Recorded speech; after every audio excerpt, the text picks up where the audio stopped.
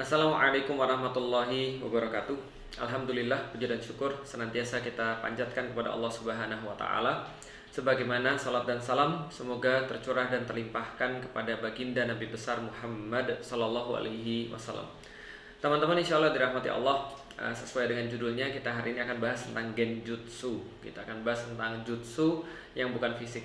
Kita akan bicara tentang satu jurus yang selama ini dilakukan kepada kaum muslim, yang itu membuat kaum muslim secara kemampuan itu mereka hancur, secara kemampuan itu mereka hilang, padahal mereka bisa melakukannya. Sebelum kita bahas tentang genjutsunya Israel, saya pengen untuk cerita tentang satu kisah, teman-teman sekalian. Bagaimana cara manusia untuk bisa mengontrol, mengendalikan satu kekuatan yang lebih besar daripada dia. Jadi ceritanya begini, kalau teman-teman pernah lihat sirkus, maka teman-teman tahu salah satu binatang sirkus yang paling favorit itu kan adalah gajah. Dan gajah itu lebih besar daripada manusia. Gajah itu lebih superior, lebih besar, kuat tenaganya daripada manusia. Tapi pertanyaannya, kok bisa gajah yang lebih besar kekuatannya daripada manusia itu dia mampu nurut kepada manusia dan tidak berontak ketika ya diajak untuk pergi kemana aja, atau misalnya disuruh perform ini dan itu? Kenapa gajahnya mau? Jawabannya sederhana, karena gajah itu bukan dikendalikan secara fisik, tapi dia dikendalikan secara mental. Jadi ini adalah definisi gajah kena mental, gitu ya. Jadi gajah kena genjutsu. Gimana ceritanya? Setiap orang yang mereka ingin melatih gajah, mereka akan melatih supaya terbentuk sebuah belenggu, sebuah borgol, sebuah rantai di dalam kepalanya. Makanya di dalam mentalnya gajah. Makanya itu namanya mental block. Seperti apa mental block itu dibentuk? Jadi awal-awalnya manusia itu yang pengen untuk menjadikan gajah itu sirkus, nggak seperti ketika dia di alam bebas, dia akan ngebius dulu gajahnya. Setelah gajahnya itu kebius, kemudian gajahnya itu dirantai di sebuah pohon yang benar-benar kokoh. Jadi pohon yang benar-benar kuat. Apa yang terjadi ketika gajah itu bangun? Ketika gajah itu bangun, dia pasti akan langsung mau lari dong, karena dia merasa bahwa dia itu lagi ditangkap. Maka dia langsung lari ketika ngelihat manusia. Pas dia mau lari, dia nggak tahu kalau kakinya itu terikat dengan pohon, maka dia jatuh. Dia coba lagi dan dia jatuh lagi. Dia coba lagi dan dia jatuh lagi. Terus dia mencoba, kemudian dia jatuh lagi. Sampai berkali-kali dia jatuh, maka gajah itu punya satu anggapan. Lewat kemudian trial banyak sekali percobaan, banyak sekali kegagalan, lalu kemudian dia punya satu keyakinan bahwasanya dia tidak bisa lagi lari. Berarti ketika ada manusia itu, dia tahu setiap kali dia melihat manusia ini, maka dia melihat ada kegagalan. Berarti dia akan semacam kayak mengembangkan sebuah kesadaran baru bahwa dia nggak akan bisa lari, karena dalam kemudian anggapannya ketika dia itu lari, dia pasti jatuh. Setiap kali dia lari, dia pasti jatuh. Nah, setelah kemudian gajah ini sudah tidak lagi berontak, gajah ini tidak lari lagi karena dia sudah merasa bahwa setiap kali dia lari, dia pasti jatuh, maka itu belenggu di kakinya, rantai di kakinya itu dilepas. Setelah dilepas, maka gajah ini tidak akan lari lagi, walaupun dia mampu melakukannya. Kenapa? Karena yang menjadi belenggu itu sudah berpindah. Belenggu itu awalnya di kakinya, tapi kemudian pindah di kepalanya. Genjutsu. Ada lagi cerita, teman-teman sekalian. Ini kalau teman-teman sudah lumayan tua ya, sudah lumayan berumur, itu dulu ada komik namanya Kung Fu Boy. Nah, jadi komik Chinmi Kung Fu Boy. Di situ dia dilihatkan seberapa penting yang namanya kebebasan berpikir atau anggapan-anggapan yang baik. Kalau dalam bahasa Islam itu ya husnuzon gitu ya. Nah, jadi anggapan yang baik itu dia diperlihatkan. Gimana caranya? Gurunya ngasih kutu. Nah, jadi gurunya ngambil kutu dari monyetnya, kemudian lihat nih kutunya. Kutunya loncatnya tinggi. Wah, kutunya loncatnya tinggi sekali. Kemudian gurunya bilang, ini kutu yang baru diambil dari alam bebas. Dia loncatnya tinggi sekali. Nanti teman-teman boleh nyoba ya kalau ketemu kutu ya. Kutu kan loncatnya tinggi ya, berkali-kali lipat daripada badannya. Nah, kemudian gurunya bilang, sekarang lihat yang saya lakukan. Gurunya ini masukin kutu ini yang tadi loncatnya tinggi, dimasukin ke sebuah kotak korek api. Lantas kemudian dibiarkan berhari-hari. Apa yang terjadi ketika dia sudah dilepaskan dari kotak korek api ini? Maka kutunya itu akan lompat setinggi kotak korek api. Kenapa? Karena seperti gajah tadi. Awalnya kutu itu bisa lompat tinggi sekali. Lantas kemudian ketika kutu ini sudah dikondisikan, dia punya semacam kayak batasan setinggi kotak korek api. Setiap kali dia loncat, jeduk, nyantuk, loncat lagi, jeduk, nyantuk lagi, loncat lagi, jeduk, nyantuk lagi, lalu gitu lagi, nyantuk lagi. Lama-lama kutu ini beranggapan, dia merasa bahwasanya itulah kemampuan dia. Dia cuma bisa loncat segitu aja, terkondisikan. Kenapa? Karena kotak korek api tadi, yang itu awalnya fisik, itu sudah berubah masuk ke dalam anggapannya kutu tadi. Nah, jadi itu adalah yang kedua. Contoh yang ketiga, teman-teman sekalian. Ini teman-teman mampu trace juga. Teman-teman boleh cari di YouTube, namanya penelitian Pavlov. Jadi Pavlov ini memberikan sebuah pengetahuan pada kita bahwa hewan itu bisa dikondisikan. Memang hewan tuh nggak mikir, memang hewan tuh nggak punya akal, tapi dia bisa dikondisikan, mengubah belenggu-belenggu kotak-kotak korek api dari fisik menuju pada non fisik, menuju pada anggapan dia. Pavlov itu misalnya mencoba dengan cara begini, dia punya anjing, anjingnya ini kemudian dikasih sebuah penelitian, gimana caranya anjing ini kemudian dikasih sebuah pengkondisian. Pavlov ini setiap waktu makan siang, maka dia akan ngasih makan anjingnya. Setelah dia ngasih makan anjingnya, dia bunyiin bel, cleaning, kira-kira gitu. Tiap kali dia mau ngasih makan anjingnya, dibunyiin bel, cleaning, terus menerus begitu berhari-hari. Lama-lama dia akan bunyiin bel, cleaning. Nah, itu berarti langsung anjingnya datang dan minta makan. Lalu cleaning lagi, anjingnya datang lalu minta makan, dikasih makan lagi. Lama-lama Pavlov ini nggak melakukan ngasih makan, dia cuma bunyiin bel aja. Dan tebak apa yang terjadi, teman-teman sekalian? Setiap kali Pavlov ini membunyikan bel, maka anjingnya itu langsung keluar air liur. Nah, kenapa? Karena dia sudah terkondisikan. Manusia juga sama. Kita itu adalah makhluk yang kita kondisikan sendiri. Karena kita tuh punya pengkondisian. Persis kayak kita puasa sekarang.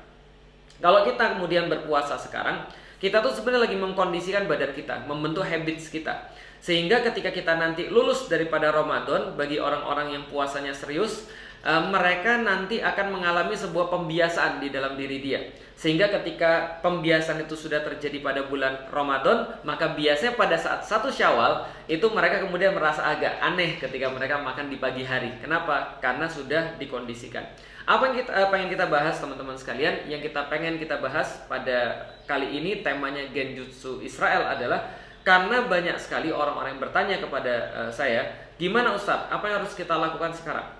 Kita melihat kekejaman yang terjadi. Tanggal 4, tanggal 5, tanggal 6, orang-orang yang beriktikaf digebukin. Orang-orang yang beriktikaf mereka ditendang dengan sepatu militer. Mereka kemudian menyaksikan orang-orang militer itu masuk ke dalam masjid dengan sepatu-sepatu mereka, membawa laras panjang yang digebukin pada orang, darah di mana-mana, kekacauan di mana-mana. Orang-orang yang ditangkapin sudah banyak sekali. Belum kita hitung sebelumnya orang-orang yang dibunuh pada tahun ini aja sudah berapa ratusan orang yang kemudian meninggal karena prosesi kebiadaban yang dilakukan oleh orang-orang Israel. Lantas apa yang bisa kita lakukan? Kuncinya, teman-teman sekalian, adalah liberation of mind before liberation of land. Bahwasanya pembebasan pemikiran itu adalah sesuatu yang harus dilakukan terlebih dahulu daripada pembebasan daripada lahan, daripada tanah. Kenapa, teman-teman sekalian? Karena problematika yang ada pada saudara-saudara kita Muslim yang ada di Palestina, yang ada di Baitul Maqdis, sebenarnya permasalahan mereka bukanlah permasalahan fisik, tapi sebenarnya permasalahan mereka adalah permasalahan mental, permasalahan pemikiran. Bukan masalah mereka lebih tepatnya, tapi masalah kita sebagai sebuah umat muslim.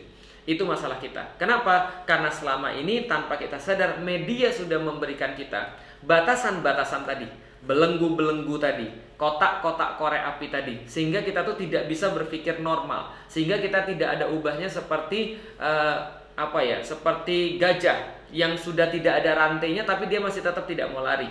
Atau kita nggak ada ubahnya seperti kutu yang dia sudah bebas, yang sudah dia lepas daripada kotak korek apinya, tapi loncatnya masih segitu-gitu aja.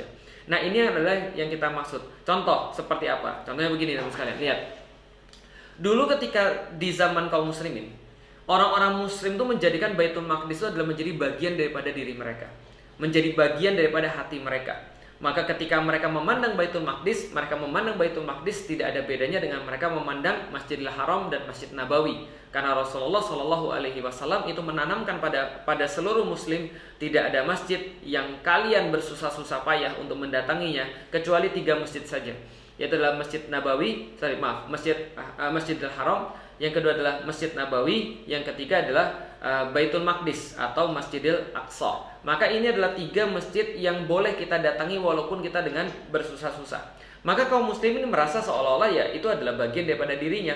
Belum lagi ketika dia bersama dengan Rasulullah, para sahabat bersama dengan Rasulullah, mereka berkiblat pada Baitul Maqdis, pada Masjidil Aqsa itu berapa tahun? Hampir 14 tahun menjadi seorang muslim.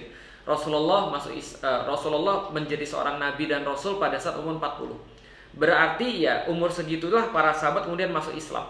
Dan ketika itu mereka sholatnya ngadepnya kemana? Ke Baitul Maqdis, ke Masjidil Aqsa. Sampai kapan? Sampai kemudian Allah memutuskan untuk mengabulkan doa Rasulullah bahwa Rasulullah pengen menghadap kepada Masjidil Haram. Dan itu berarti sekitar setahun lebih. Maka kira-kira 14 tahunan mereka sholat menghadap kepada Baitul Maqdis. Mereka diceritakan oleh Rasulullah seperti apa pentingnya Baitul Maqdis. Mereka diceritakan oleh Rasulullah bahwa sangat sekali mereka cinta pada Baitul Maqdis, dan seterusnya dan seterusnya dan seterusnya. Maka selama umat menganggap Baitul Maqdis adalah bagian daripada dia, mereka tidak akan bisa diam ketika melihat Baitul Maqdis dizalimi. Maka mereka pasti akan berbuat sesuatu. Ini terjadi pada masa-masa kaum muslimin, dari ketika Rasulullah itu menyampaikan pada mereka, mendidik mereka, membimbing mereka, menjadikan mereka itu cinta dengan Baitul Maqdis, sampai dengan Umar bin Khattab akhirnya bisa membebaskan itu pada tahun 638. Selama itu tidak pernah sekalipun Baitul Maqdis itu gagal untuk mengisi hati kaum muslim. Yang kedua, kemudian ketika mereka menyaksikan Baitul Maqdis itu semenjak zaman Umar bin Khattab sampai dengan kemudian tahun 1000-an itu kemudian jatuh ke tangan tentara salib pada tahun 1099, maka mereka juga tidak bisa tinggal tenang.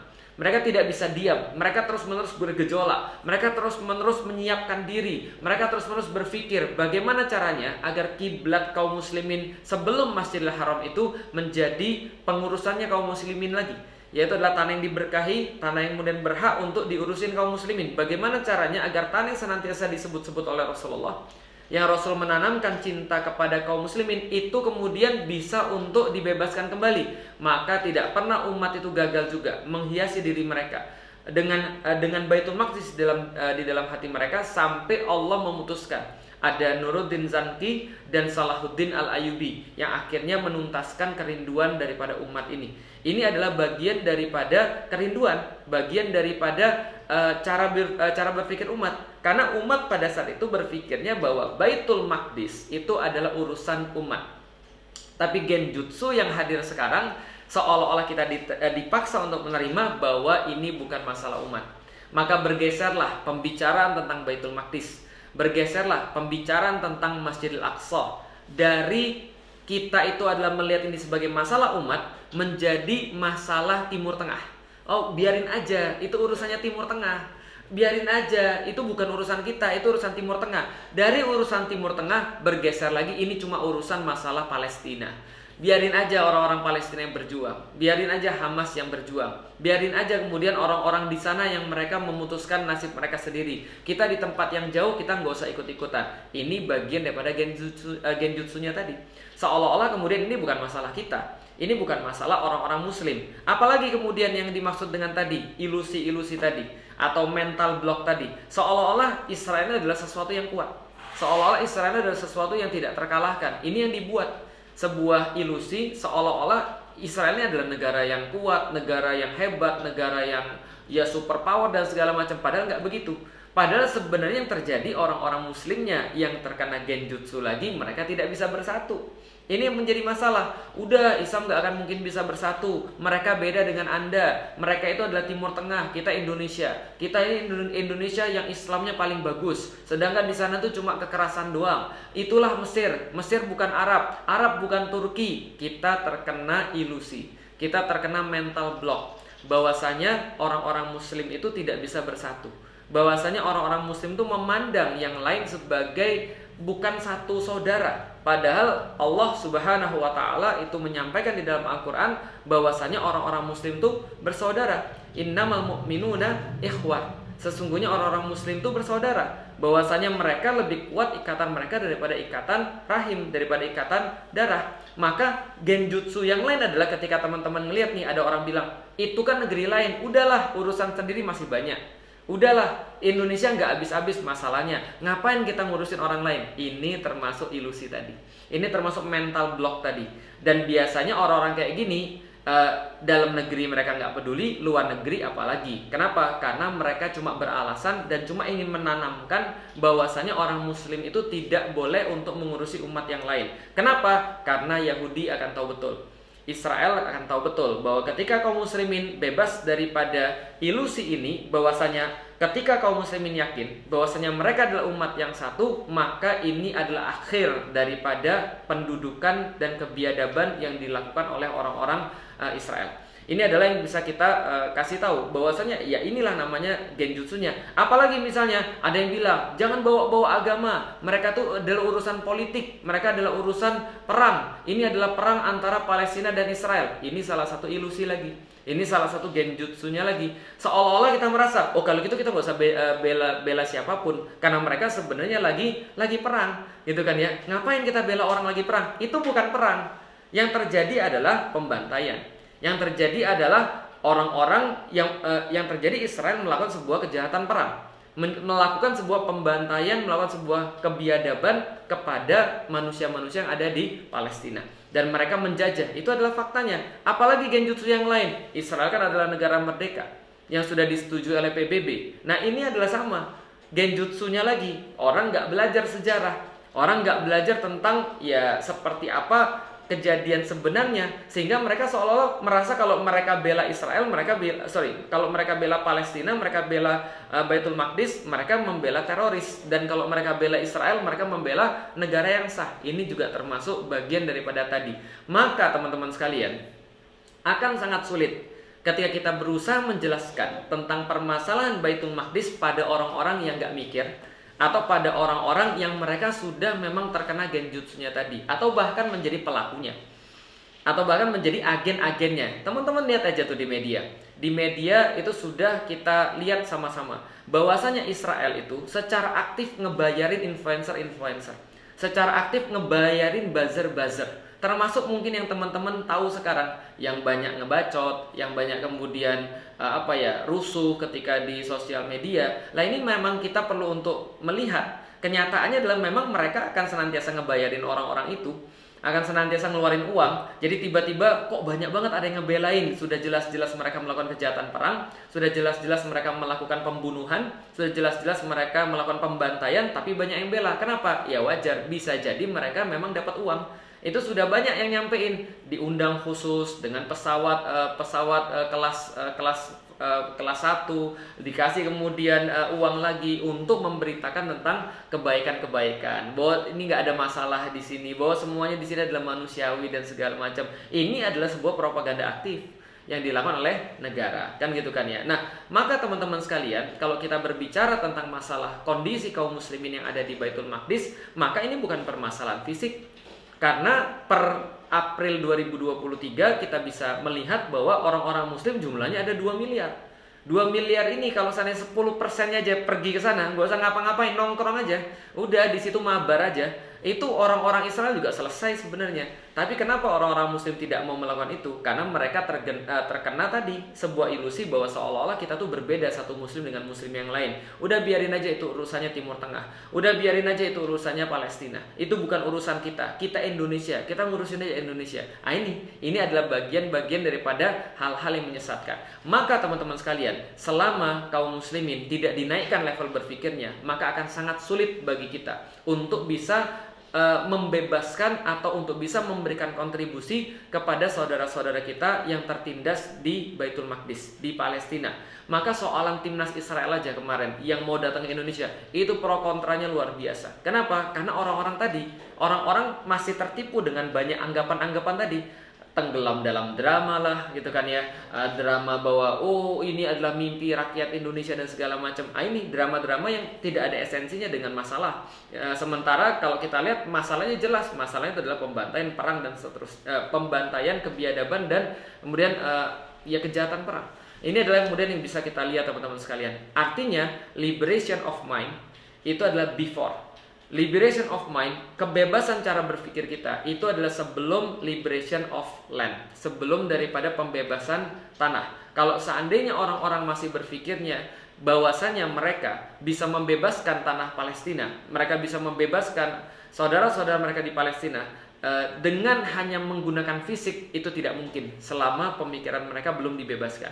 Maka sangat menarik sekali ketika dalam salah satu bukunya Dr. Majid Al-Kilani itu menulis satu buku judulnya Hakaza Zoharo Jilu Salahuddin wa Hakaza Adatil Quds. Dia menulis dalam satu bukunya, beginilah munculnya generasi Salahuddin dan beginilah kembalinya Al-Quds ke tangan kaum muslimin. Maka hal pertama yang dia sorotin adalah bahwasanya kaum muslimin sebelum berbuat apapun dia harus membersihkan kepalanya dari racun-racun pemikiran. Bahwasanya orang muslim itu tidak bisa bersatu, orang muslim itu adalah lemah, bahwasanya mereka itu kuat, bahwasanya kita itu harus ikut dengan cara main mereka, bahwasanya kalau kita nggak suka sama negara biadab seperti Israel itu seolah-olah kita antisemit, bahwasanya kalau misalnya kita membantu saudara-saudara kita di Baitul Maqdis seolah-olah kita adalah teroris. Ini racun-racun pemikiran, ini kotak-kotak korek api tadi, ini adalah rantai-rantai yang tidak terlihat tadi, yang akhirnya membuat orang-orang muslim tidak bisa untuk mengetahui fakta yang sesungguhnya tentang Baitul Maqdis. Ini, jadi kalau teman-teman lihat, gampang aja.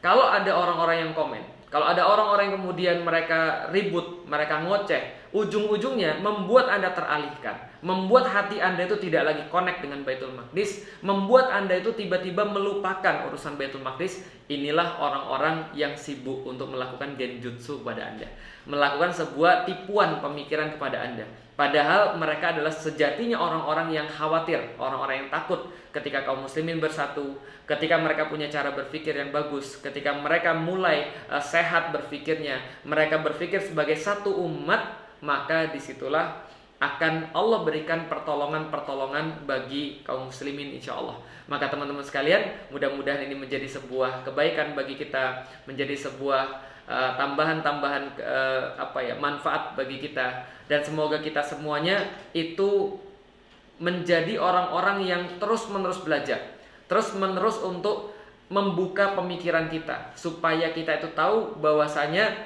apapun yang Allah berikan kepada kita sebagai seorang muslim itu pasti adalah sesuatu yang terbaik. Dan jangan sampai kita termasuk orang-orang yang kemakan untuk cara berpikir yang salah, kemakan belenggu-belenggu yang gak benar, dan mudah-mudahan kita termasuk orang-orang yang diberikan kebaikan sampai dengan akhir zaman. Wallahu a'lam bishawab, teman-teman sekalian. Berarti apa yang harus kita lakukan sekarang? Jihad ilmu. Ayo ketahui, belajar ilmunya, coba pelajari sejarahnya, ketahui kebenarannya seperti apa. Setelah kita belajar, setelah kita tahu, setelah kita paham, sebarkan seluas-luasnya. Spread the words, share the story, gitu kan ya. Kasih tahu pada orang seperti apa yang seharusnya.